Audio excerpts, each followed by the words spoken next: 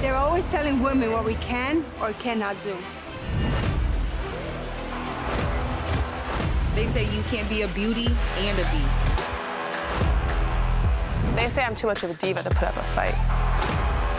They say I can't be fierce. They think I'm sweet. They're gonna find out. They say I'm too busy to be a world champion. The best boxers on the planet. Championship fights, non-stop action. Every single fight. Representing 14 countries. 14 reigning world champions, all ready to defend their titles. And prove who is truly the most elite boxer on earth.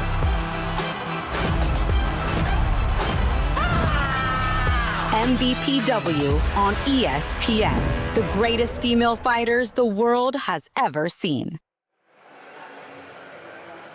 From the iconic skyline of London on this beautiful Easter Sunday to the historic halls of Olympia, today the spotlight shines on the future of women's boxing. A stacked MVPW card brings rising stars and world-class talent to center stage, where statements will be made and legacies begin. Hello, everyone, and welcome inside Olympia from this historic venue to this historic day for MVPW. It is MVPW 1, the debut, and I'm so happy to take you along this journey myself. I'm Christina Poncher, joined by world champion Michaela Mayer. Michaela, you are one of the newest signees to MVPW. What Jake Paul and Nakisa Badarian have done with the women's side, bringing all of these women under one umbrella for MVPW. I'm sure you're thrilled to be a part of the movement. I really am. I knew it was a place I needed to be. Just watching what Nakisa and Jake Paul have done, the women have had it rough. You know, we always existed. We were working. We were grinding in the dark. But what Nakisa and Jake Paul did is they collected us. They pulled us together. They created this vision, or they saw the vision, and they gave us the platform. They gave the platform for the women who have been grinding in the dark to shine and show the world their skills. So I'm so happy to be a part of this movement, and I can't wait for my turn to get into the ring. But for now, we have some really amazing fights tonight. We do, and what a perfect segue into our fight card tonight. Not only are we making history with MVP 1, but we have 4 world title fights on the main portion of our card. Started with Irma Garcia taking on Emma Dolan. Then we move on to the vacant WBO junior middleweight world title fight between Chantel Cameron and Michaela Katskova. Then in our dual main event for Undisputed, we have Ellie Scottney and Mayeli Flores for junior featherweight world titles, all the belts on the line. And then in our other main event tonight, the unified lightweight world title fight between Caroline Dubois and Terry Harper. When we look at the fight card, Michaela, you and I were here at the weigh-ins yesterday. We got even more excited because the trash talk and everything. Which of these fights on our fight card are you kind of most excited to see? Can you pick one? There's so many. First of all, all of them. You don't usually see this on most male cards. There's usually 1, maybe 2 world title fights, but the women are here. We're always doing it different. We're always doing it bigger. All 4 of these fights are going to be really exciting. Obviously, it starts off with Irma Garcia. Technically, she is the oldest and wisest world champion of all men and women. So what comes with that, obviously, is a ton of experience, and she's going up against the young and hungry Emma Dolan. We will see if she has enough ring IQ at this point to go toe-to-toe with Irma, but they do have pretty similar styles. Irma Garcia is a tough Hispanic Mexican fighter, but she doesn't really have that style. She's more of a boxer like Emma Dolan, so I'm excited to see how they match up with their styles. Yeah, and speaking of matchup, this is like that classic matchup between youth versus experience. You talked about the age of Emma Garcia, the youth of Emma Dolan. So Emma versus Irma in the first fight, the first of our world title fights to kick that off. I'm very excited to see those two battle in person. And this is the first, opportunity for Emma Dolan at a world title shot. So I think that she has a great chance tonight, even though she's coming in on the B side, but the world champion's not going to make it easy for her. No, and this is also a very exciting and tough division. I'll be eager to watch the map to Undisputed. All the belts are separated at this point. So if Emma Dolan does come out victorious tonight, she's got it out. She's got the card stacked against her because there's a lot of great talent in this division. All right, well, you're pretty familiar with that belt right there that Nakisa Badarian is holding at the face-off yesterday for our next matchup, Chantel Cameron versus Michaela Katskova. That's for the WBO vacant 154-pound belt. That was your belt. That's my belt. That's my belt right there. I still hold the WBO belt at 147, so I had to make a choice. I vacated that one because I still hold others at 154, but assuming Chantel Cameron gets through Michaela Katskova tonight, she could very well be facing another Michaela, as I would love that unification fight. I think the world would too. All right, well, from unification, potentially with you at 154 to Undisputed in the first of our 2 main events, Ellie Scottney taking on Mayeli Flores. I'm very excited about this fight. Nothing is bigger in boxing than when all the belts are on the line. This is for Undisputed at 122 pounds. Your thought on the first of our 2 main events? I'm really excited for this fight too because of the style matchup. Mayeli Flores is a typical aggressive Mexican fighter. She has that Mexican heart. Ellie Scottney has a very strong amateur pedigree. She's a good boxer. She's fast. She has a high punch count. She's very in and out. But I have watched Mayeli Flores, and I'm not so sure that whatever Ellie throws is going to stop her from coming forward. She's one of those fighters that can take shots all night. So I hope that Ellie Scottney has come up with a game plan for once Melee Flores does get her on the inside, because over 10 rounds, she absolutely will at some point. Well, there's not only the belts on the line tonight for Ellie Scottney, but I'm sure as you've seen all over social media this last week, if she walks away tonight the undisputed champion, there is a car awaiting for her. Jake Paul has promised her a car. She doesn't have a driver's license quite yet, so I'm sure she's going to have to take care of that matter of business first. But some belts and a car on the line, I mean, not too shabby. No I'll pressure. take a car. I'll take a car too, Jake. No, but that would be great, obviously. Yeah. I mean, if you're she undisputed world champion, you're taking 2 trains, a tube, a bus to get to training. Yeah. I think you've earned yourself a car. I don't know if it's going to be, she said, a Fiat or a G-Wagon, but either way, she's going to have a little more privacy on her way to the gym and on her way to work, should she become victorious tonight. All right, let's talk about our other main event, right? Caroline Dubois taking on Terry Harper. This one at 154 pounds, 135 pounds, lightweight. What are you most excited about with these two? Because they've been trash talking, so if you don't know their styles, you at least got to see who can back up all the talk, right? Yeah, I mean, I think if you look at the odds, Caroline Dubois is a heavy favorite, and I see why. She has a very strong amateur pedigree. She's a very technically sound boxer, comes from a boxing family. Now, Terry Harper has had sort of ups and downs in her career. You know, she doesn't have the amateur pedigree that Caroline Dubois has, but she's been in a lot of tough fights as a pro. She's been in a handful of world title fights and gone up against some really strong boxers. She hasn't won them all, but nonetheless, she's gained a ton of experience in those fights. And hopefully it has paid off, and she'll use whatever she learned going in there against Caroline, who is definitely her toughest competition yet. And when we talk about some of the trash talk, obviously they both have the skills to back it up, but you don't mind it, right? I mean, you've been one, to help sell a fight or two and during your promotion, so you're good with what Caroline Dubois is kind of pushing, right? It seems really to be authentically her, even though at the beginning of her career, she was a little more quiet. She's kind of earned the opportunity now in a world title fight where she stands to talk her talk a little bit. Would you agree? Yeah, I agree. I think a lot of people are saying, oh, this is a new Caroline Dubois. I don't necessarily think it's a new Caroline. I just think it's a new and improved, more confident Caroline, When she first came on the scene, maybe she wanted to get her feet wet. Maybe she had to build that confidence as a pro. She wasn't in the amateurs anymore. It's completely different. And now she has that. So she's confident. She believes in herself.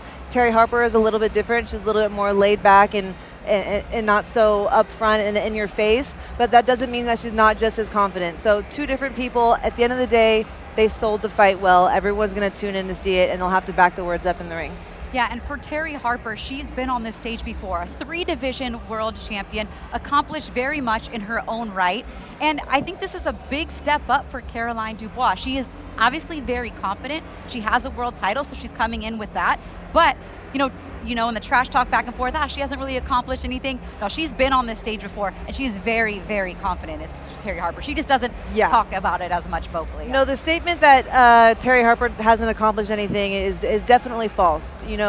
Just because she hasn't come out on the winning side of those fights doesn't mean that, she didn't work her way to get to those fights in the first place. 3-division world champion.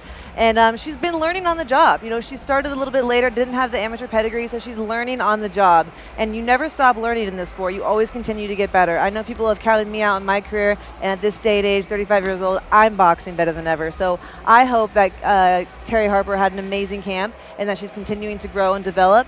And I hope that Caroline Dubois trained for the best version of her. All right, well, that's coming up later on this evening in the main portion of our card. But prior to that, we have 3 preliminary fights, starting with Elizabeth Ashoba taking on Chelsea Arnell. That one is going 3-minute rounds for the ladies as opposed to the customary 2-minute rounds.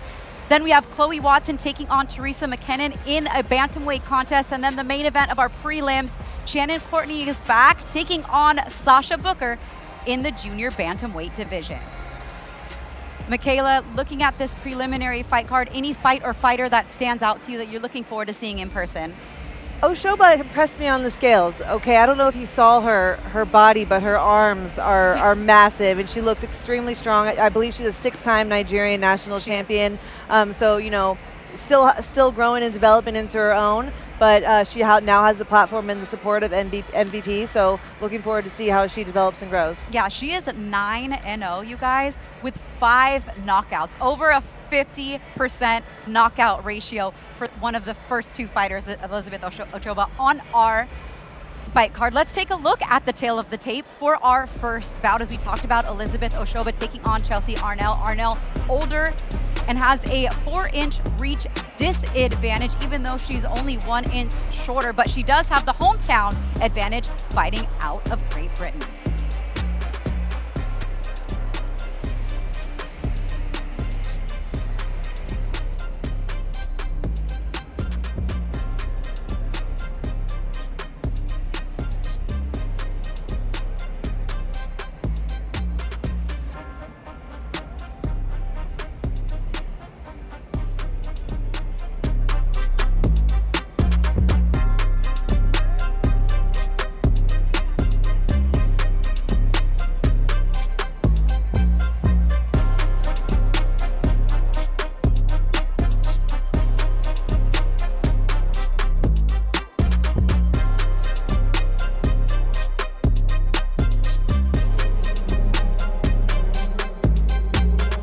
Welcome to the iconic Olympia here in London for Most Valuable Promotions inaugural event of MVPW 01, Caroline Dubois versus Terry Harper.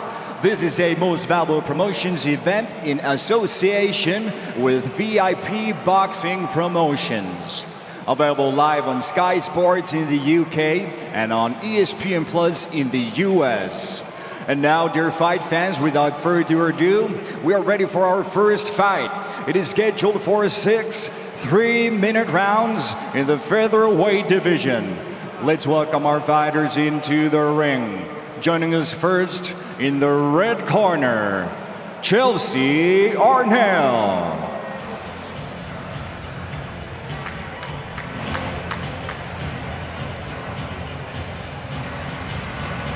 Well, welcome everyone. And as Oasis famously said, hello, it's good to be back. This is Chelsea Arnell making her way to the ring at the famous old Olympia. And I am absolutely delighted to welcome Matt Makinen alongside me. Matt, it just feels like we're going to be treated to something special tonight. Yeah, without a doubt, if you look at the card, great matchups. Some big names in women's boxing and a huge platform for all these girls to shine.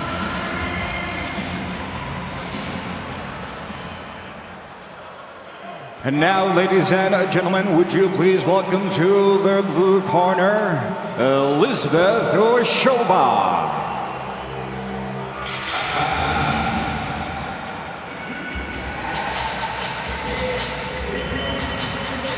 And this is Elizabeth Ashoba. And that is a brilliantly terrifying face mask.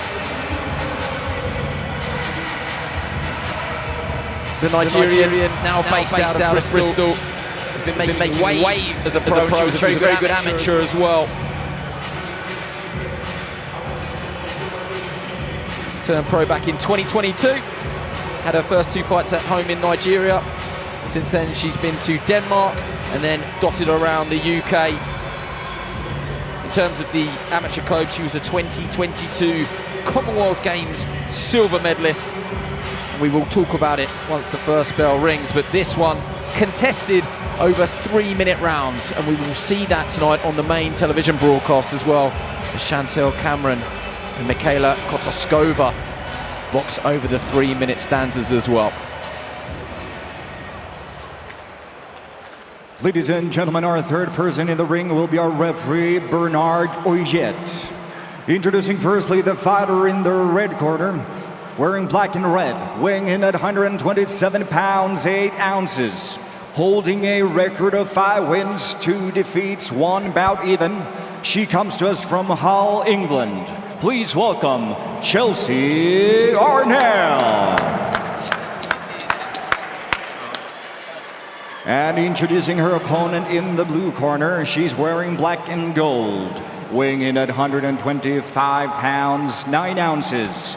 Tonight, making her promotional debut with MVP, she's Nigeria's first female world title holder and the former WBC silver featherweight champion. Her record stands at perfect, 9 wins, no defeats, 5 of those wins coming by way of knockout. Hailing from Bristol, England, by way of Zango Ota, Nigeria, please welcome Elizabeth Ashoba.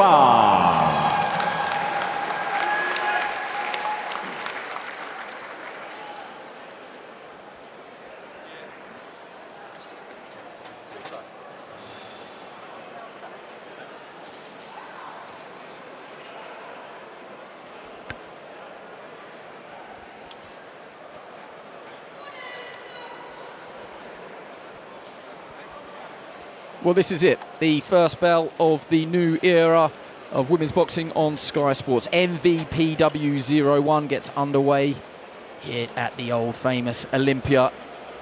And those historians amongst you will obviously know this terrific venue as the Prince Nassim Hamed flying carpet ring walk. And here's hoping we get some magic tonight. Elizabeth Ashoba in the black and gold with the gold tassels. And Chelsea Arnell in the black and red. And during the intros there, you heard Big Mo say that Elizabeth was Nigeria's first ever female world title holder. She captured the IBO title and has a version of the WBC silver. And the first obvious thing to notice is she's very, very long limb, Matthew Macklin. You would think if she can get everything moving in the right direction and really sort of hone and sort of just tweak those brilliant amateur skills, she's going to make a very, very dangerous pro. 9 wins, 5 inside the distance already. Yeah, she looks very well balanced, nice fluid, sharp jab, really snapping it out. Mixing it up as well, head and body. I'm delighted to say that joining Matthew Macklin and myself, Stacey Copeland in commentary as well. Welcome along, Stacey. Really athletic as well, isn't she, Elizabeth Ashoba? It's what really stands out from watching a previous footage. She's got those long limbs, as you point out, but really athletic physique as well.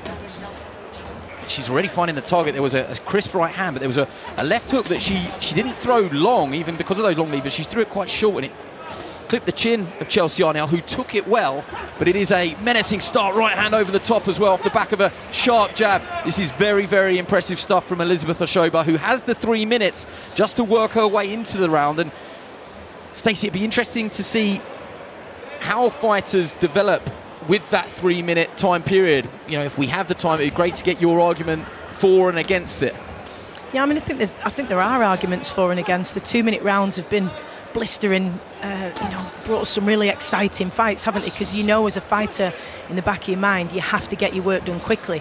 But then most fighters, and I was the same, we always trained 3-minute rounds until you got closer to the fight, and then you'd go to the 2 minutes. So some of them, it'll give them a chance to set up the shots better, work the way in, and maybe plant the feet a bit more, wear their opponent down, and yeah, that 3rd minute could make a big difference for stoppages, Andy. Oh, she's doing a bit of a workover job here, though, Ashoba, so far.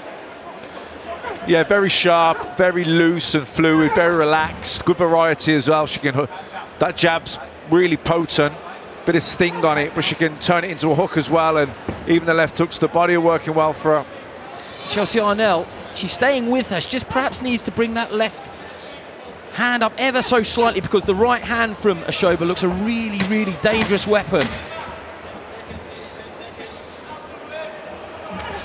And she just lets it go as well. She doesn't sort of telegraph it. It's short and it's long, and it's been probably the hallmark of that first 3 minutes. Very, very impressive work from Elizabeth Ashoba, the 26-year-old, making her MVPW debut. That jab, nice and sharp. That jab, you only use it.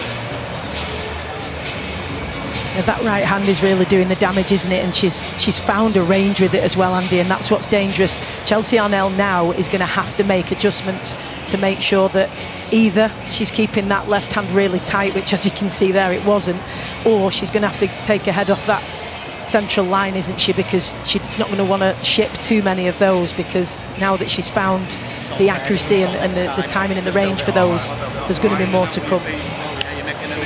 Good, 10 seconds. Thank you. All right, get that all hold. Left. Seconds out. Round 2. Looks brilliant in here, and as the evening sun just fades away, we'll be cloaked in darkness as we make our way towards those 4 brilliant televised world title fights, the first of the MVPW era on Sky Sports. What did you make of that opening 3 minutes from Ashoba there, Matt? I thought she was impressive. The jab particularly working well. Found a range now, even coming in with the double jab, following it with the right hand, closing that distance. I think she's going to get progressively better as the rounds go on. unbelievable story behind Ashoba. She used to have to walk to the gym back home in Nigeria, a gym that had very little facilities and equipment for her to use. It was a dream for her to change her family's life, and she said she dreamt it into existence, linking up with Jake Paul. And here she is now, off the back of what was a very impressive amateur career. Oh, good right hand again from Ashoba. She really climbs into it. It just dips at the knees ever so slightly. She's just a little bit out of range here. I think she gets half a step closer and there'll be more pop on those shots. She's landing the target, but some of the power's gone out of it. She's just not quite there yet, but she is trying to cover the distance with her feet, and she will get there. She's just a little bit short of it at the minute. That was better from Chelsea Arnell. I wonder if the game plan for her, just to try and readjust, is just to try and close that distance a little bit. Don't be at distance, don't be at mid-range, just try and get on Ashoba's chest, although she's letting her hands go like this, Ashoba. She's very, very eye-catching and easy on the eye. It's certainly the safest place for it to be up close, isn't it? Because at range, she detonates that backhand. And going back to what you were saying, Andy, a huge commitment, isn't it, to make the journey over here and relocate here to follow your dreams. I was chatting to her and a coach at the hotel earlier. And good right hand from Ashoba. And again, that's two. The third just misses.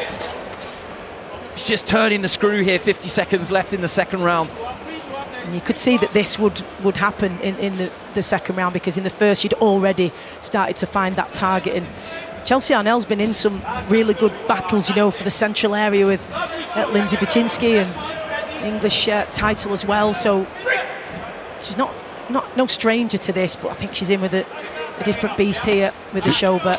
She's just landed two hard left hooks, Ashoba. The right hands are working, now the left hooks are landing as well. Arnell's taking them though for the moment. No doubt she may well have been buzzed by a couple of those, but she is still there. She's still throwing away.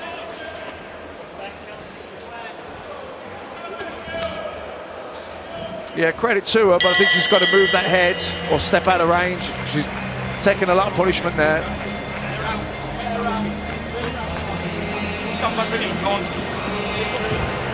Have a breather.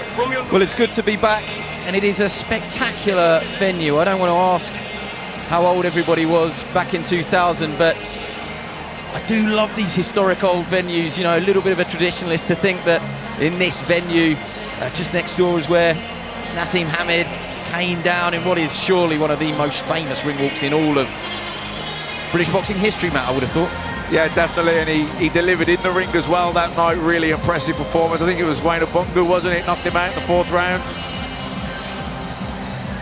The Prince. Seeing his son carrying on that legacy now. Elizabeth Ashoba, as we said, with that silver medal in 2022, lost to the great Michaela Walsh in the final. No shame in that. Michaela just terrifically successful in the amateur code. But it just shows the sort of pedigree of fighters that Ashoba was mixing with. Again here you see Ashoba, she's trying to step in with the shot now. She looks like she's come out much more aggressive in this third round, doesn't she? Really suited to the pro game, like she's got a very pro style. It's good to watch as well. And it's difficult, isn't it, because you... Oh, good right hand. Right on the end of that one. It's difficult because you either need to take that space and be right on the chest. Oh, the right hand again. She's hurt this time, definitely, Chelsea Arnell. And that's it. The referee jumps in. A good stoppage. Perhaps we didn't need to see any more there. The head, when it rocks and rolls like that, it was only going one way, I think. Yeah, good stoppage, definitely. She'd found the range, she'd stepped in, she'd made the little adjustments with her feet, got that bit closer. So rather than just hitting the target and scoring the point, she was punching through the target and doing damage. And I thought the referee called it spot on there. Yeah, and it was interesting, Stacey, that you said she's just come out with a little bit more on the shots, a little bit more of a spring in her step. I wonder if the corner had said to her there, just turn that screw a little bit now. Yeah, she definitely turned the heat up, didn't she, and went through the gears a little bit. And as I was just saying, so difficult with an opponent like that, because you either have to be well out of range or right up on the chest. But getting there and getting out is easier said than done. And yeah, really, really impressed with her. I've been impressed with her before, but seeing her live for the first time, big future ahead. Yeah, she's tall, she's rangy, but she was patient as well. You know, we haven't had a long debate about the 3-minute rounds, but she is certainly somebody, I think, style-wise, that the 3-minute rounds will help her. She built into that. There wasn't a rush job by any means. No, because it's not a flurry, is it? It's not rushed work. She did take her time, chose those shots, but that backhand is a real weapon for her. Yeah, there was the first. And she went down to the body and a cupping left hook, and then that was on the chin. That hurt her. Follow up, the legs have gone, and then the head rocked back as well. In real time, felt very strongly that that was a good stoppage. Don't necessarily need to see someone go out for it to not to be too early, but I think there... Yeah, she sagged against the ropes, didn't she? She fell back in against the ropes and then stepped on her quickly. And the referee, I thought, saw that and jumped in at the right time. Yeah, there's a shot there, so that is a perfect replay, which sort of just demonstrates the power in that shot. She's really punching through the target. But it's this one here. The head's gone back again. I don't think there's any complaints to be had there. Fight to safety first. No issues there. But what a win for Elizabeth Ashoba. Let's get it confirmed. Ladies and gentlemen, we have a time of 42 seconds into the round number 3 when our referee in charge, Bernard Royet, stops the contest. Your winner by TKO, and now 10-0, Elizabeth Ashoba.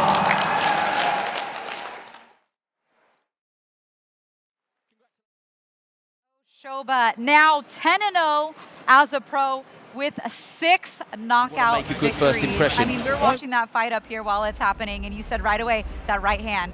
Well, when I saw her at weigh-ins and I saw her get on the scale and I saw her physique, I said, she's got to be strong. Please don't have all that muscle. And then we watch you go into the fight and there's no power behind it. But no, she definitely backed it up. I knew from that first right hand she threw in round 1 that she was eventually going to land it clean. All right, let's take a look at some of the stats from that dominant performance from Elizabeth Ashoba. 79 jabs thrown. She's landed 20 of them. 113 power shots, Michaela, in about 2.5 rounds. That's pretty impressive. 46 of them landed. 192 total punches thrown. I mean, she dominated every category, but that's a lot of power shots thrown in that little bit of time. Yeah, she's definitely a power punch thrower. You know, if anything, I'd like her to see her set up her power shots a little bit more behind that jab and then finish with the hook. I mean, she must have landed a dozen big right hands per round, so that's definitely her best punch, and she's going to hurt a lot of girls with that shot. Yeah, and her defense pretty slick too. I mean, she didn't allow herself to get hit. Only 25 punches landed for Chelsea Arnell, who gets stopped for the first time in her professional career and is now 5-3-1. Let's take a look at some of the highlights and just how Ashoba got that stoppage victory. As you said, Michaela, from round 1, she was connecting at will with that shot right there, that big right hand. Big right hands over the top. And if you could see, each time she lands that right hand, she stops. I don't think she's learned when she really has hurt her opponent yet, because she hurt her in round 1 and probably could have finished. I'd love to see her come back with that left hook and bring back the right hand again. That is when she starts developing into a solid pro and learns how to put those combinations together, she's going to be very dangerous. Yeah, I mean, with 10 wins now, 6 of them by stoppage. I have a feeling a lot of those, I haven't watched a lot of tape on her, but I'm sure a lot of those ended at will of that right hand. A little maybe Deontay Wilder-esque, you know, as he was fighting last night. He's got some power in that right hand. We'll see. We'll have to step her her competition up. I think she's ready for that. For sure. I think MVP has her well on her way. So congratulations to her. Let's talk about a familiar name in your weight class, depending on if you're going to go back to 54 or not. Chantel Cameron is fighting tonight for the vacant WBO 154-pound title against another Michaela Kataskova. That's coming up later on our main broadcast, one of our 4 world title fights. A fight I'm sure you'll be keeping your eye on later on this evening. Definitely looking forward to this fight. You know, Michaela Kataskova is a true super welterweight. You saw her on the scale. She's definitely the bigger of the two. Chantel Cameron came in only about, I think, 148 pounds she weighed in, so just a pound over the welterweight limit. And so she's not a true welterweight, and she knows that. She said she didn't really focus too much on putting the weight on for this fight. She was going to use her skill and speed and the other assets that she has. So we'll see if that size difference plays a role. You know, Michaela Kudryashova is tall and long. She boxes from the outside. Chantel Cameron's going to have to close that space quick. All right, let's hear a little bit more from one half of the vacant WBO 154-pound World Championship fight. Here's a little more from Chantel Cameron.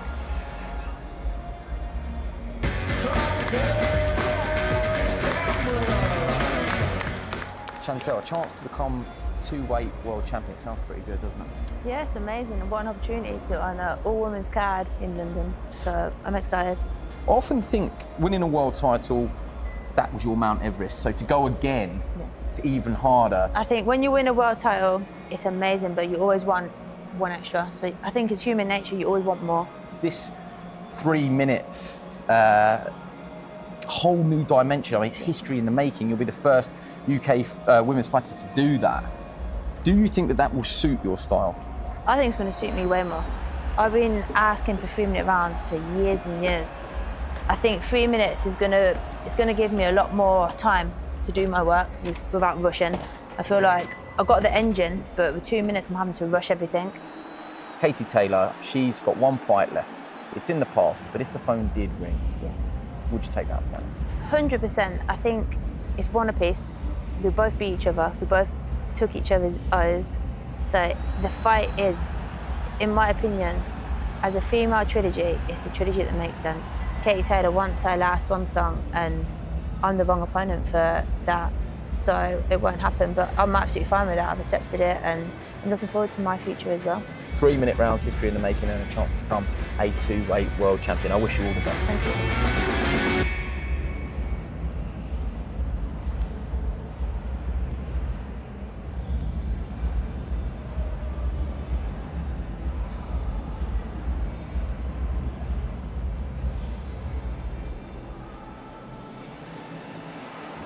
There was Chantel Cameron with Sky Sports, Andy Scott, and for Chantel Cameron, her debut at 154 pounds, she's going 3-minute rounds. That's something we haven't quite touched on yet. The only 3-minute round championship fight on the card tonight. How do you think that extra time is going to suit her style? You know, I go back and forth with the 3-minute round versus 2-minute round thing. To answer your question, I do think that someone like Chantel Cameron has the style to be able to go 3 minutes and still make it exciting.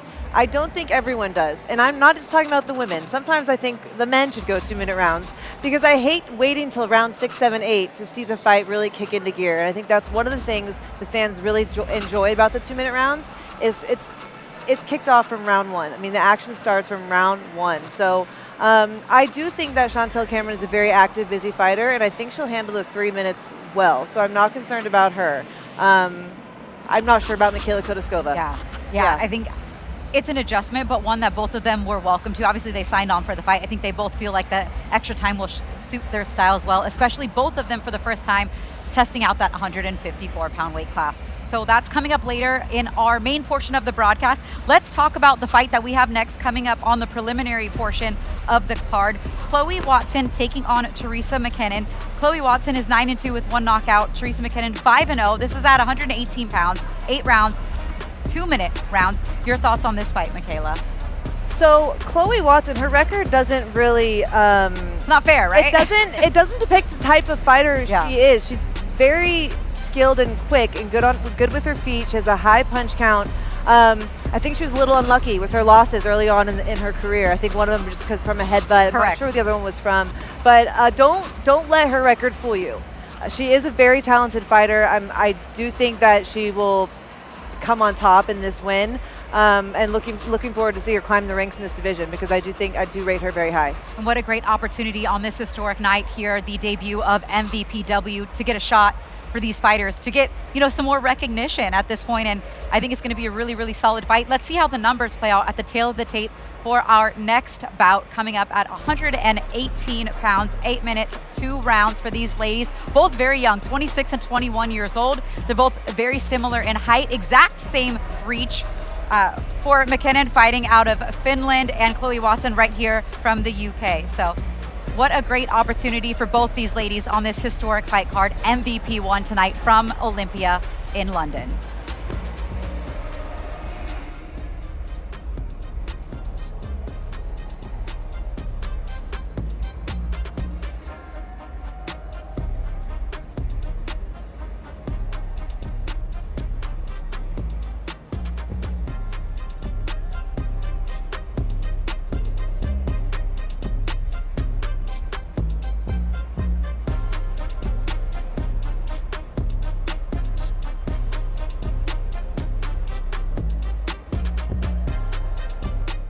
Quite nicely. So let's keep the boxing action moving, and I'll hand back over to our Master of Ceremonies for this evening, Tuukka Koivunen.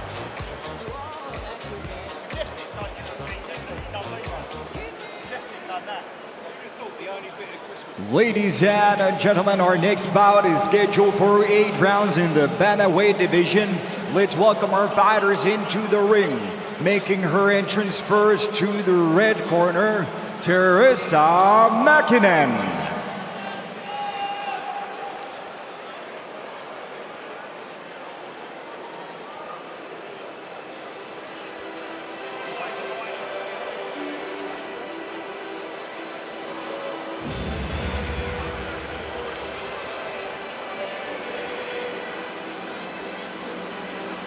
From Finland, the 21-year-old who bases herself out of Alicante in Spain, where she trains under Ricky Pau, a familiar face to those that follow the Spanish boxing scene. Very, very good amateur. She's been in with some of the best in the amateur code. She's a very quiet and shy individual, I'm told. But as we were talking there a little bit about Terry Harper, the quietness should not be mistaken for a lack of confidence, and in this case, a lack of quality as well. And now would you please welcome to the blue corner, Chloe Watson.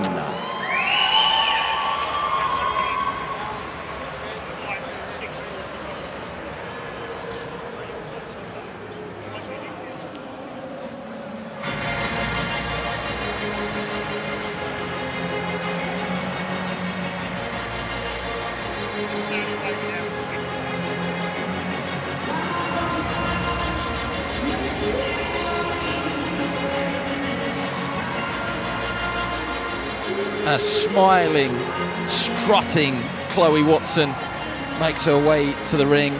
Again, someone that we are very familiar with on Sky Sports. Fight number 10 for the 26-year-old from Birkenhead. Proven quality, a nice smile there to Stacey.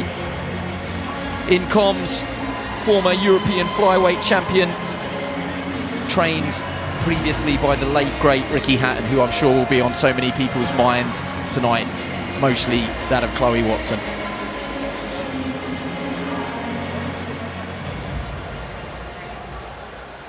Ladies and gentlemen, our referee in charge of this contest will be Sean McAvoy. Introducing first the fighter in the red corner, wearing black and silver, weighing in at 116 pounds, 8 ounces. She's one of the most decorated Scandinavian female amateur boxers, a multiple-time national champion and international tournament champion. Now undefeated as a professional after 5 fights, hailing from Espoo, Finland. Please welcome Teresa Makinen.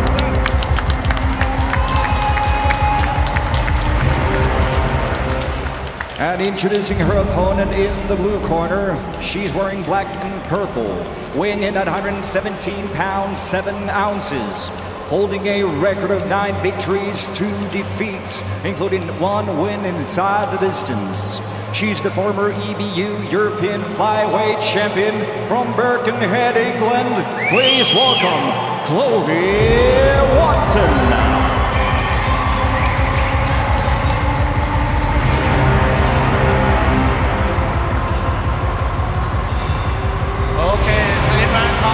Clean all time, keep it to 10 all times. Touch gloves, here we go, good luck.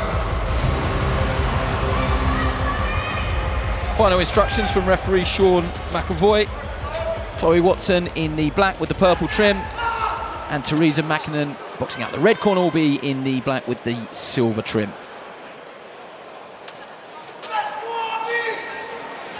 That was a great reception for Chloe Watson, who's obviously brought some travelling fans down here to the capital on what is a terrific Easter Sunday of boxing.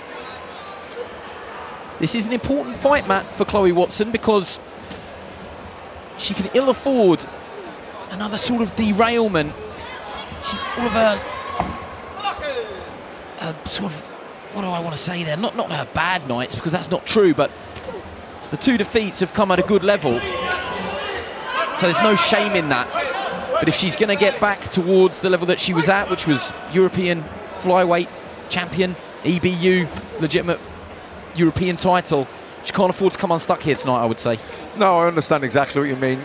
Those 2 losses, although at good level, there's still losses, and she needs to get a career. I know she's coming off a win coming into this one, but she needs to build some momentum, moving in a positive direction back in her career. And, you know, with this being the biggest stage she's been on since those losses, it's important that she performs and gets the win. Physically, the 2 look almost identical in height and physicality. I'm looking at that right eye straight away, Stacey, because that was the eye that was badly disfigured against Shannon Ryan, which was the technical decision that she lost 40-36. So she wasn't really in the fight at the point of the stoppage, but it was a nasty injury, and I know swellings like that can go down over time, but it's good to see that at the moment isn't showing any sort of lasting problems for her. Yeah, the difficult losses, as Matt says, I mean, it was really, really close, the one that we had at the Royal Albert Hall, of course, with Jasmina. And Shannon Ryan, you know, it was a head clash, a cut, and then it was stopped early, and obviously it went to point. So we didn't get to see how that one really could have taken off. But as you rightly say, crucial for Chloe to get back on track, and a win here puts her right back in there. She didn't quite move her head off the line there. She took a looping right hand from Makinen, and then Watson came back with almost the identical shot at the end of a pretty fast-paced first round.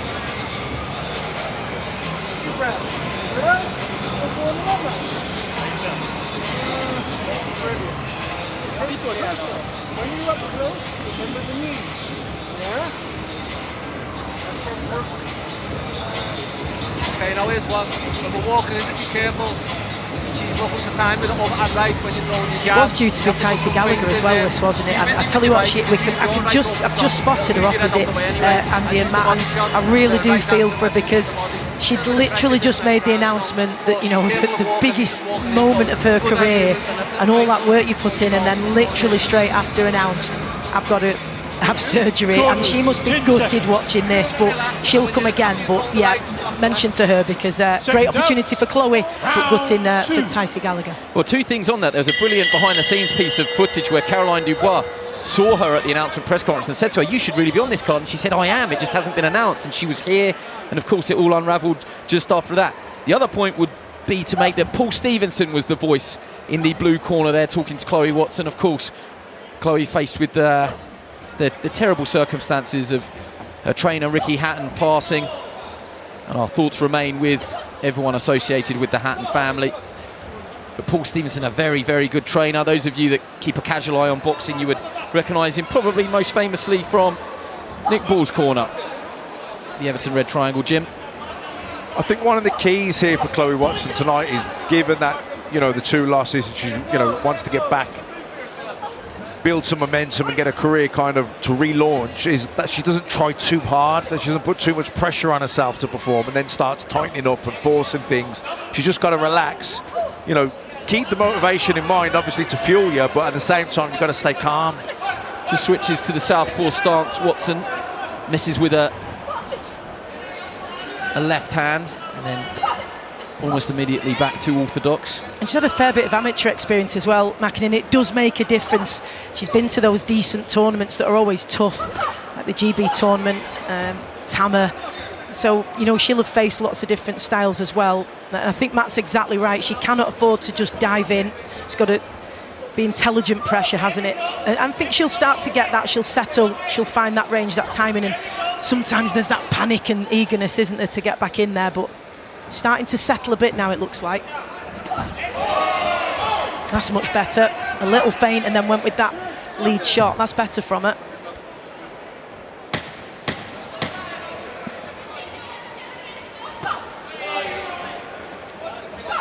Good body shots going in there from Makinen.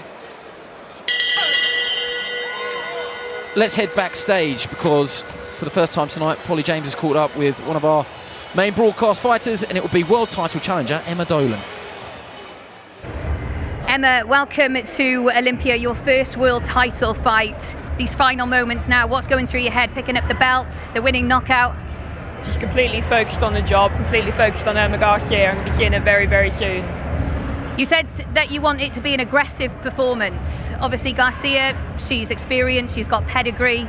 Are you feeling up for it? You seem dialed in already. Can't wait for it. Brilliant, good luck, go well. Yeah, I reckon that sums it up. Talk about dialed in, because she's such a quirky, light-hearted, smiley character. I've got to tell you, just before, as I was making my way down here, I saw her and I ran over to just give her a quick hug and say good luck. And they were filming, and I just completely photo-bombed and thought, oh, she looks a bit stern. And I thought, yeah, so sorry about that, Emma. It's because she's had to do it again. You've made her do it again. Exactly. Can I just ask you to briefly, because we don't want to sort of deviate away from the action, but you've got this lovely sort of link with three of the girls on the card: Chloe Watson, Elise Courtney, and of course Emma Dolan from your amateur days. Yeah, and Chantel Cameron. We were at the Europeans and Worlds together. So, yeah, and the lovely thing about Emma Dolan, I was the first British woman to get the Commonwealth title, and I was commentating on her fight in Nottingham when she beat the Tanzanian to win it, and it was the first time that I saw another British woman like live win it, and it was a really special moment, and I'm delighted to see her get this opportunity tonight, and let's hope she can do it. But yeah, it's nice having those links, and you have them in boxing, don't you? It is a huge community, and you want to see them all do well, that's for sure. Yeah, they've been willing each other on. Ellie, Chloe and Emma, all three associated on the amateur side of the sport.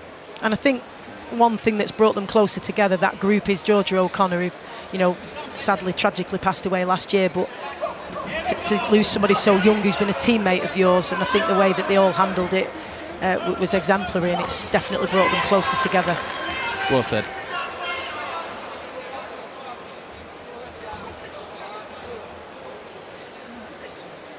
She does look to me like she's settled a lot more, Chloe, now. She's not rushing in. She's taking her time, just edging in. It's more intelligent pressure, this. This is better from her, more considered. It's not a criticism at all, it's just an observation, but Chloe Watson threw a lovely textbook jab just before she switched to the southpaw stance, and it didn't land, but it was there as just a rangefinder. I just wonder, nothing wrong with just keeping that jab flicking out. She switched southpaw a couple of times, but I don't really feel like it's working for her. She hasn't really done anything. She switches back, and I think she's just better off staying with the orthodox stance and being consistent. Coming up later, this is Shannon Courtney, who's building back herself against Sasha Booker, who's in the screen there. Shannon had a period out of the ring, and then that comeback didn't go so well when she got edged out on points, but she is back to winning ways. And they're actually weighed in under the bantamweight limit at super flyweight.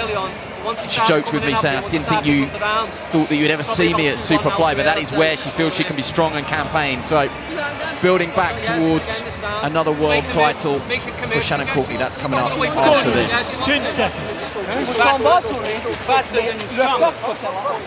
Second out. Round 4. This is very even so far between Chloe Watson and Teresa Makinen as we start the fourth round.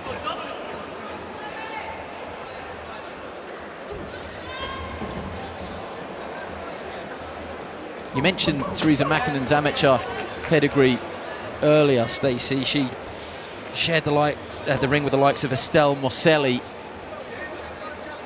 during her amateur days. She had success at the GB tournament as well.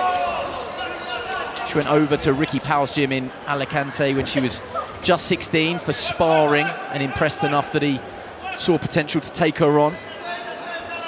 and try and progress her career as a professional. Still only 21. And that's where, again, that amateur experience means so much, because this is her first one as a pro in this country. All of them have been in Spain, but that won't, you know, overawe her at all, because she's had that experience of boxing abroad, and that's what the amateurs can also bring you, because it's unfamiliar, isn't it? That being said, I just get the impression from everyone that there is a desire to impress. It's all very shiny and new, isn't it, MVPW? Yeah, and that's what I'm saying. You don't want to try too hard and start forcing it and tightening up. And I think when she came out first round, Chloe, especially with the 2 losses and the pressure on her, she was a bit tight. I think she's loosened up as the fight has gone on. We got caught with a good shot there. Yeah, that was one of those moments that both are throwing the big shot, and it's who lands first. I think on that occasion, judging by the reaction in the red corner, it was the thin in Makinen. These are such close rounds. Yeah, good lead left hook there as well from Makinen.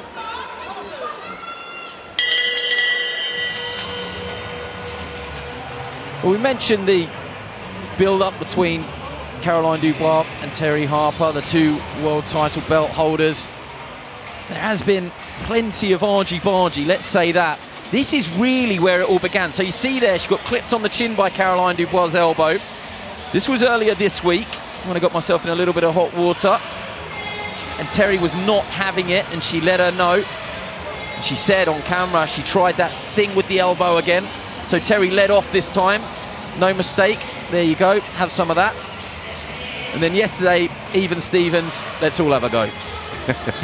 Let's finish how we started. It's those little psychological sort of one-upmanship battles, isn't it? Just trying to put the elbow in the face, just trying to test the waters. And you know, it is. Some people don't get drawn into it, and some people think it's important. But either way, you can see there that Terry Harper wasn't going to be, you know, outdone. Yeah, she didn't like it first time, and she made sure that when Caroline tried it the second time, she had met her match. Back to this one. We feel in commentary that that was probably a good round for Teresa Makinen. So as we move into the second half, it's very, very interesting. I think because of how close these last couple of rounds have been, a couple of really, really clean, significant shots can be the difference in the eyes of the judges. I make you completely right, Stacey, and it does show that change from the 3-minute rounds that we've just had, when we had Elizabeth Ashoba taking her time and the rounds were quite clearly defined. The 2-minute sprint, every punch really, really matters. So the red corner there were the vocal ones, but I thought that was a good right hand from Watson. You do get corners who do that, though. It can be a bit of a tactic to employ, can't it? Just to cheer for everything. It's really frustrating when you're the other fighter. You want to say no. But sometimes it can sway people, you never know. We're lucky on this occasion that the man closest to the action, Sean McAvoy, will be the one totaling up his card at the end of these 8 rounds. You know, decent head movement from Watson. Then when she finished punching, she rolled out underneath. Didn't get caught. We're all rusty, Matt. We're all building back. We're all building back. Jab to the chest from Makinen on this occasion. And then Watson, she was just not quite taking her feet into range there. No, just lunging in a little bit now, getting a bit ragged.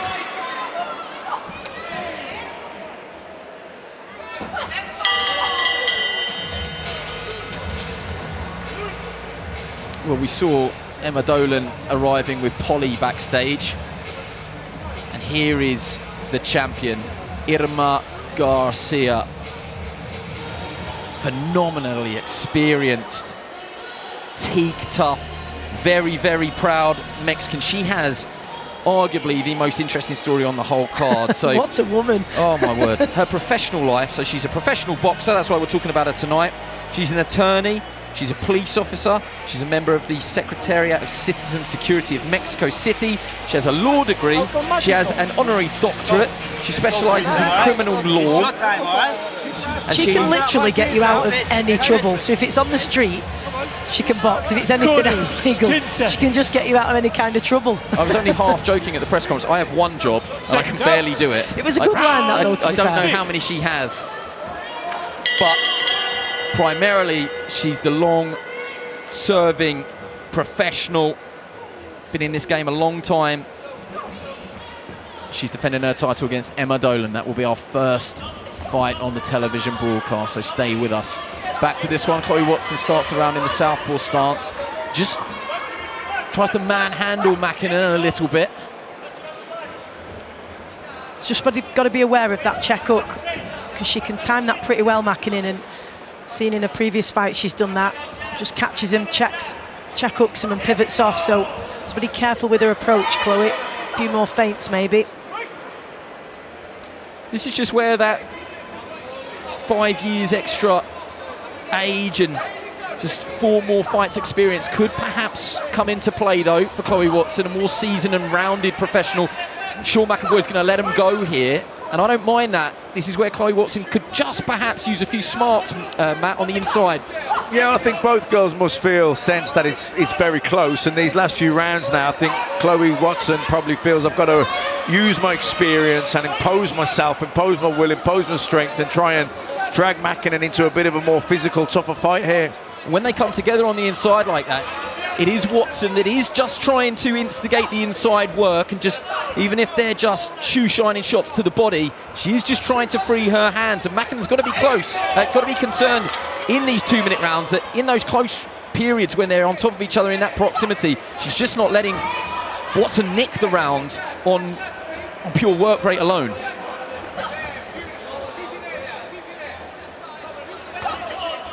There is that check hook from Makinen, doesn't quite land on that occasion.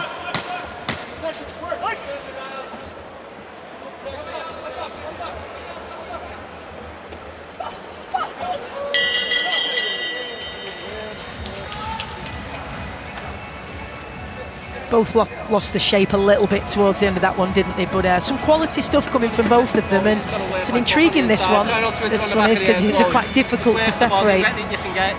You would think whoever doesn't come out on top is going to be bitterly disappointed, because it is nip and tuck, you feel. I don't know if you have an impression of who you think is winning, Matt. I'd probably lean to Watson. I haven't really been keeping a score, but my read of the fight, I think I'd have a nose in front, but it's there are close rounds. I don't know if you agree or disagree with that, Stacey. I think in terms of the sight test, as you say, because we haven't been scoring it, she does look like the aggressor. She's initiating more attacks, and it looks like she's more on the front foot than Makinen, so I would say it goes in her favour from that respect. Seconds out, round 7. Into the last 4 minutes we go. It's very, very close. Good right hand from Watson, climbs into that. Wasn't that the sweet spot, but it still did enough damage, you would think. Cuffed Makinen right around the ear hole. Yeah, she's just punching from a little bit too far out. Watson, she needs to get a little bit close with her feet before she starts punching, and then she'll, instead of just missing the shot, she'll be landing them. But, credit to Makinen, she's taking her feet out and taking the distance away from Watson. Good statement, though, at the start of the round from Watson. And a couple of those in a round can just nip it, can't they, when it's this close?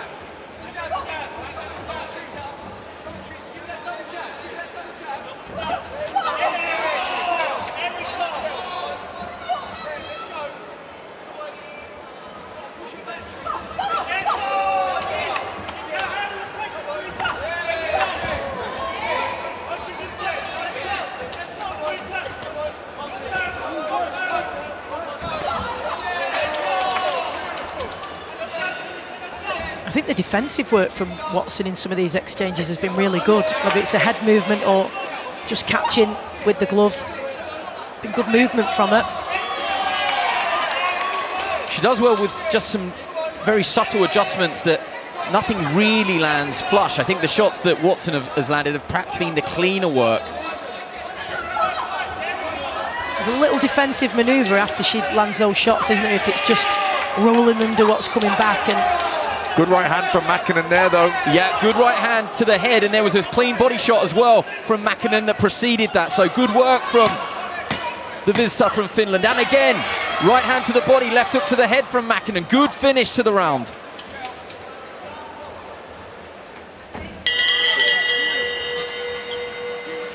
I thought that was a really good round from the two of them because they did look like they lost a little bit of shape right at the end of the previous round, but really good stuff from both of them. And that's sometimes that last bit of wind when you know there's, you're near the end and you can just give that last bit of gas and empty the tank. And I think they're both they know they've got to put everything out there now for this final round, and hopefully it makes for a cracker. You're working the body and the head, move the head on the way in, okay? We need this round.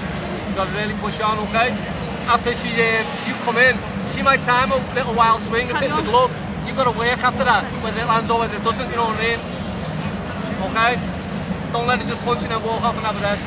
She comes through with something, push on and mop it up on the back of it, okay? That's what we've got to do. Punch accurate to the body, you landed a good right hand on the body there. 10 seconds. Work the body and the head, okay?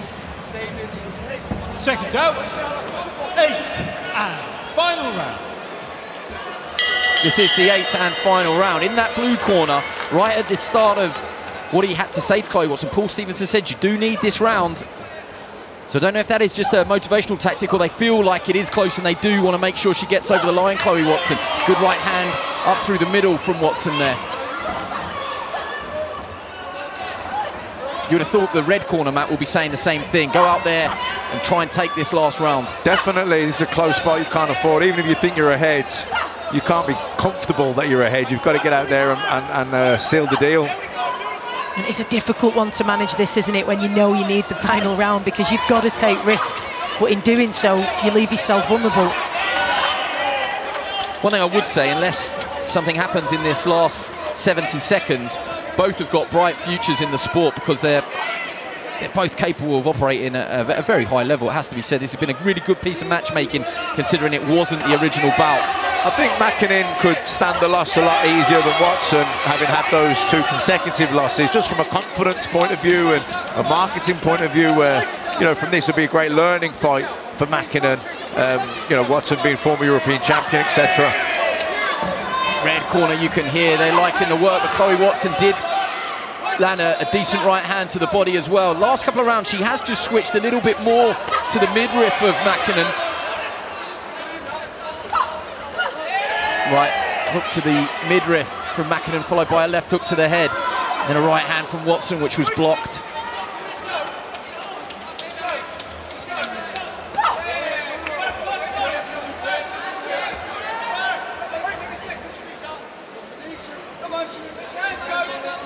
Can either fighter find something to close the show? The last 10 seconds. Nikisa Bedarian at ringside on his feet. I'm not surprised, that's been a really watchable 8 rounds between the two of them. And we all look at body language now, don't we? Who is the most happy here?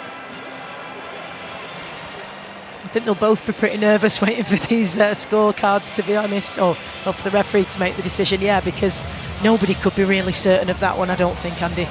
No, I reckon that blue corner of Chloe Watson looks pretty content. Yeah, but so do the red corner. You're looking at the blue corner, I'm looking at the red corner, and they're all celebrating in the red corner, so... Yeah, you're not wrong, Matt. I don't know. You're not wrong. It's tight, because every round was tight. This is this brilliant arena where we have these open spaces, and it's quite nice to see that backdrop there. Shannon Courtney, Sasha Booker, that's up next, 8 rounds. As I said, Shannon Courtney inside the 115-pound weight limit yesterday. Weighed exactly the same as Sasha Booker. Trainer Rod Julian there as well, who we know from working with various fighters, including Sam Gilly, wherever he is in the world. I hope he's doing well. Yeah, you're absolutely right, Matt. That's a very confident red corner as well, so it's too late for me to reverse out of that decision, but both are very, very confident. So someone's going to be upset. Who would say, though, we could see a draw here? You never know. Ladies and gentlemen, after 8 hard-fought rounds, our referee Sean McAvoy had it 77-75 in favor of your winner, Teresa Makinen. Let's also hear it for... Well, Makinen gets the win tonight in a very close fight. We were both saying draw, could go either way. She walks out of here now 6-0 as a professional, handing Watson her 3rd professional loss, again in a close fight. Very, very close fight. Makinen surprised me. She did, and honestly, they have a very similar style. I think if I could point out one thing they could have done better to kind of widen the scorecards is staying behind the front hand more jabs, because they were both loading up at the same time, which makes it very hard to score, both big shots. Just not using their jab. You always want to use your jab to blind the person before you let the big shots go.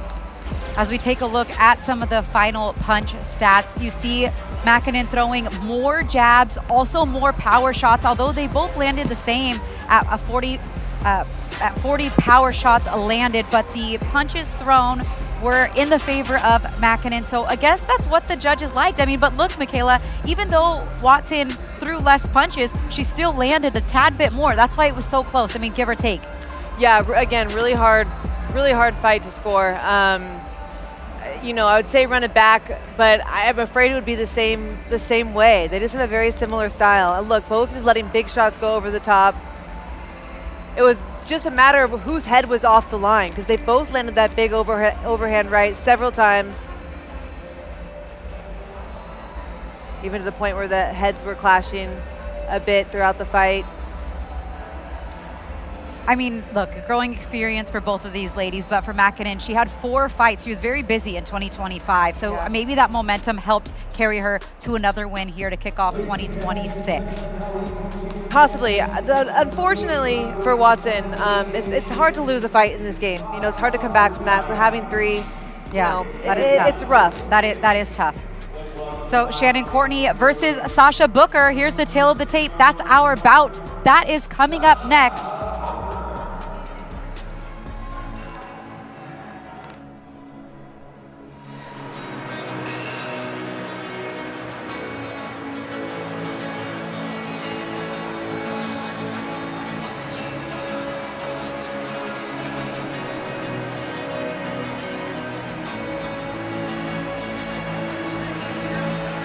This is Sasha Booker from Nottingham, the 34-year-old who's won 3 fights against a solitary defeat. Some real deep intakes of breath there at the bottom of the stairs before she makes her way to the ring. Throughout the week, though, she's projected a very stern, serious, but confident operator. As we saw in that last bout, Matt, you really can make a statement here, you know, just because you're in the what we would call the away corner. These are well-matched fights where everybody's come to win, and a win could really be the springboard to the next stage of your career. Yeah, good performance here, a big win here, you know, big platform, a lot of eyes on you, can really open up opportunities moving forward. And now about to make her entrance, would you please welcome Shannon Courtney.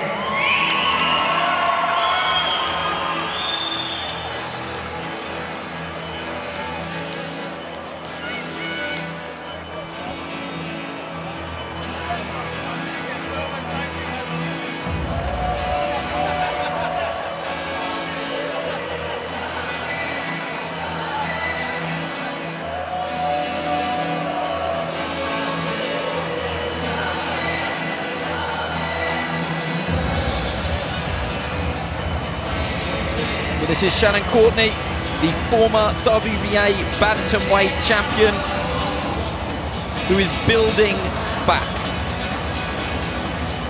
She won that title against Ebony Bridges back in 2021. She'll go on to lose it on the scales. But now, down at super flyweight. Be interesting to see how she gets on, Stacey. Yeah, it certainly will. I was talking to her today, and she's in the best place that she's been in a long time. She's had her battles with depression. She's had all sorts of battles in her career, a real roller coaster that it's been in and out of the ring. But she said she's feeling the best mentally and physically that she's ever felt. So let's hope that she can be at her best in the ring now.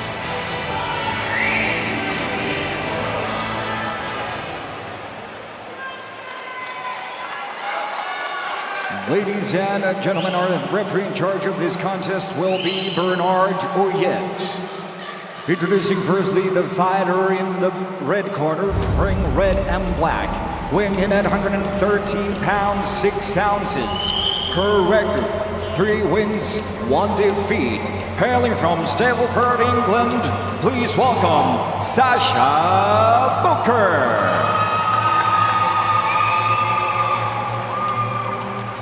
And introducing her opponent in the blue corner, she's wearing red and gray with white trim, weighing in at 113 pounds, 6 ounces. Her record stands at 10 wins, 3 losses, including 3 KO victories. She's the former WBA Bantamweight World Champion, fighting out of Alberts Langley, England. Please welcome MVP Zone, the babyface assassin, Courtney.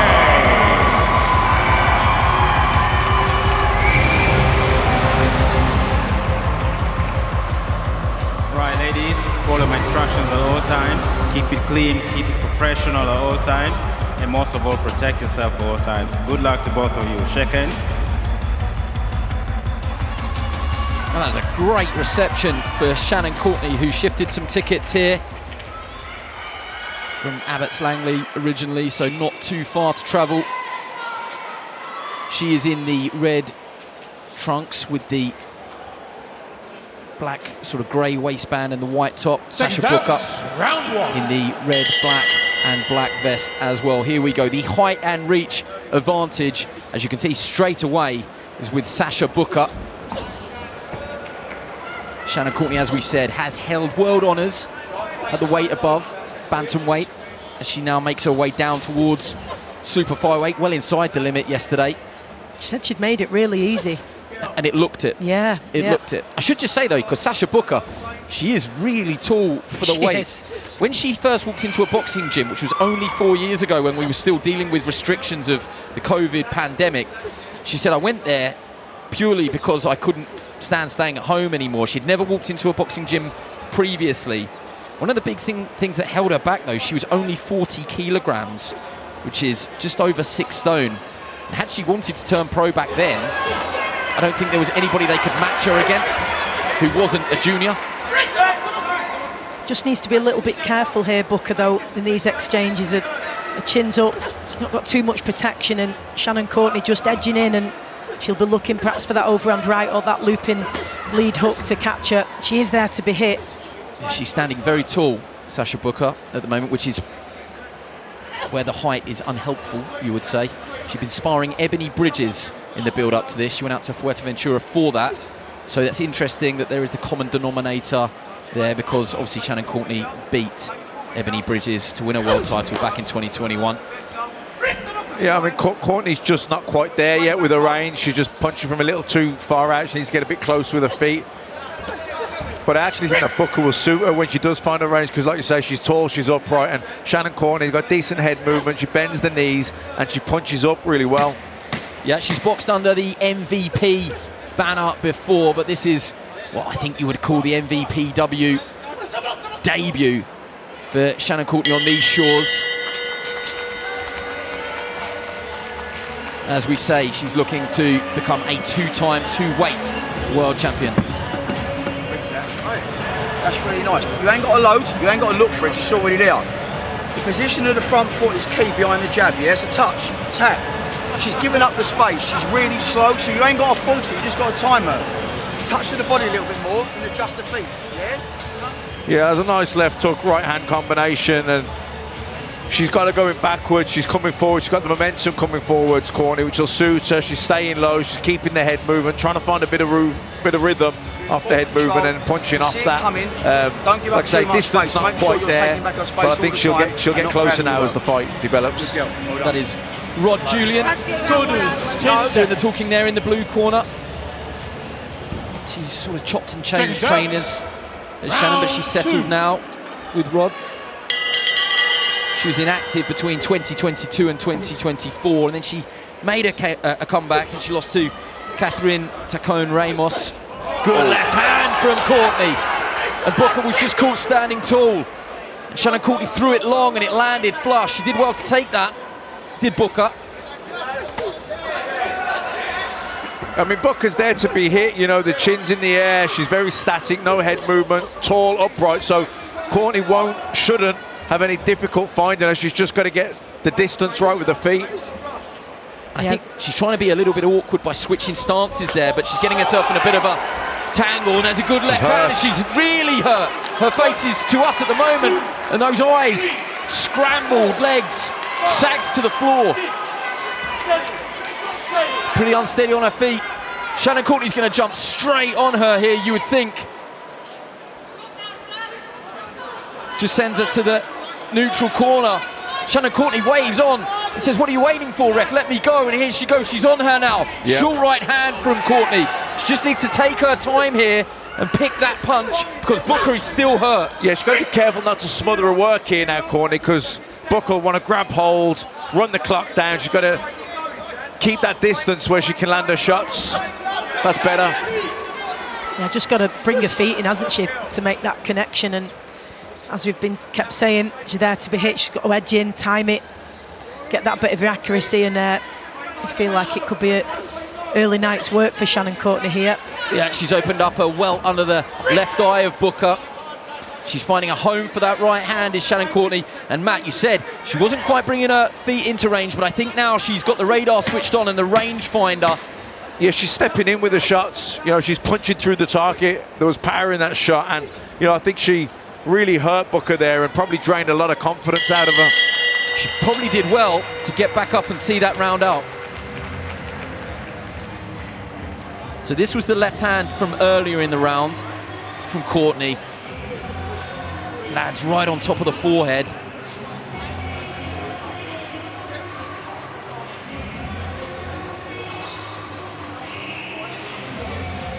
Yeah, I think that was the shot, was it? And then she kind of sags down here. I think she did really well to recover, because sort of looking at her facial expression, it wasn't great. She was taking a lot of deep breaths, just trying to steady herself, but there's going to be plenty more of these haymakers, if you like, to come. It's just a matter of getting the range right. What an angle. Well, that was bang on the chin, and she was clearly buzzed. I think she did the right thing by taking the count. Just to paint the picture, though, Corners, 10 seconds. On the opposite side to where Booker's looking now, and we had the perfect Seconds view. out. And she was completely scrambled, so you have to give her a hell of a lot of credit for getting back to her feet and seeing out the round. I wonder if they've just sit in that red corner. Just try and stay safe and try and grab hold a little bit, because she came back fighting fire with fire, which I'm not sure would be the best tactic. And it's only her 5th contest, remember, so very inexperienced, and she's in with someone with not just more experience, but who's been in title fights, who's been part of these big occasions, and that, you know, it's going to help as well, of course, in Shannon Courtney's favour. But it's just being so open to the shots that's her undoing for Booker in this one. She's coming from underneath Courtney as well, and the wicked shots those, aren't they, when you let your hands go from that position, that vantage point, if you like. Well, that's a low shot from Booker on the break. Good straight jab from Shannon Courtney with the left hand. Really jolted the head back of Booker. She's always been a good puncher, Courtney. She really steps into the shots. She transfers the weight. When she comes with the left hook, she puts her weight on the front leg and really pivots on it, gets good power, generates good potent behind it. And, you know, she stays low, she bends her knees, and she transfers the weight. She punches through the target.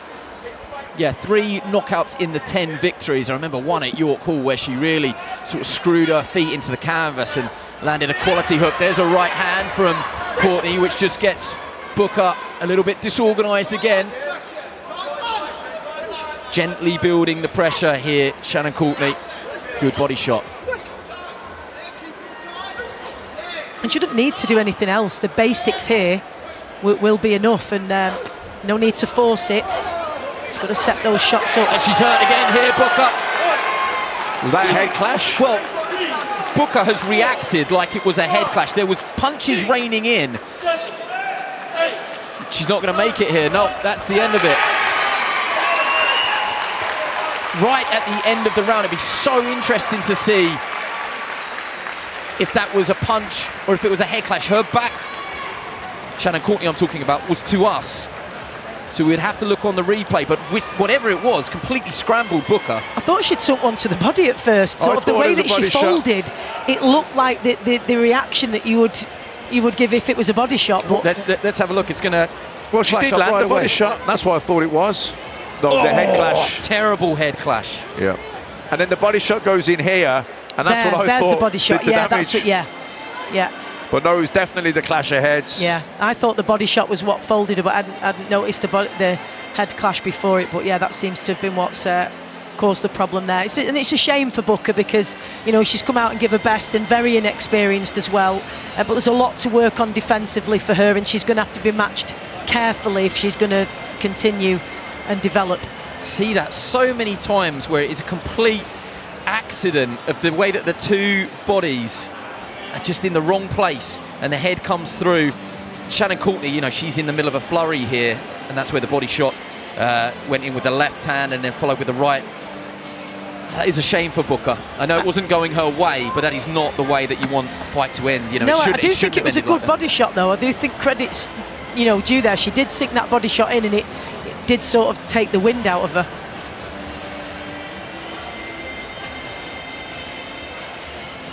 Nakisa Bidarian, CEO of Most Valuable Promotions, behind this MVPW 01 show. He's had Shannon Courtney on the MVP Showcase show in December of 2024. She was saying today she's trying to convince them to get the rematch with Ebony Bridges, and she said, I'm not sure if it's translated quite over across the pond, just how big that fight was, how much animosity, how it sort of gripped the public, and it did. It caught everyone's imagination. It was a really entertaining fight. That's the one she said she wants. When I was talking to her today, she wants that rematch with Ebony Bridges. She's got one obviously lined up, coming up there later this month, but after that, maybe they'll try and get it on. I feel sorry for Sasha Booker there, because there are arguments that will rumble on about sort of instant replay option for officials. That is actually where, if we had a VAR, you could have checked it. But let's get confirmation of the result. Both fighters are in centre ring, so let's get confirmation from Tuka.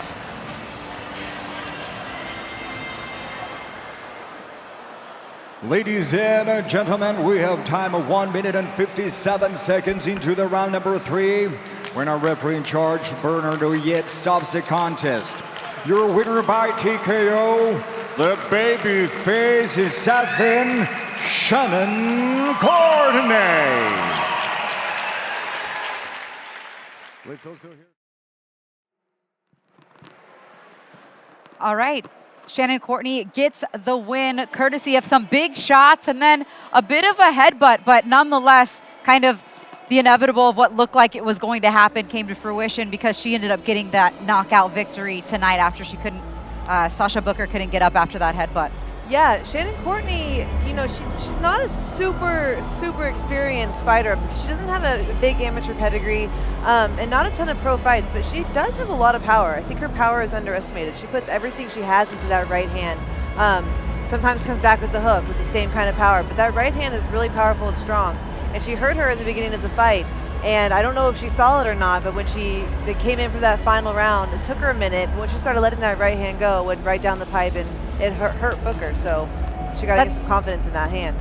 And let's take a look at some of the punch stats before the stoppage. More jabs thrown for Sasha Booker, more power punches thrown, more punches landed in terms of punches total, and 23 for Shannon Courtney to the 14 of Booker. So Booker, although throwing more, not as efficient with her rate as Shannon Courtney was. Yeah, Shannon Courtney was picking her shots a little bit more. I think she should up the rate, because she does have a very good, strong right hand.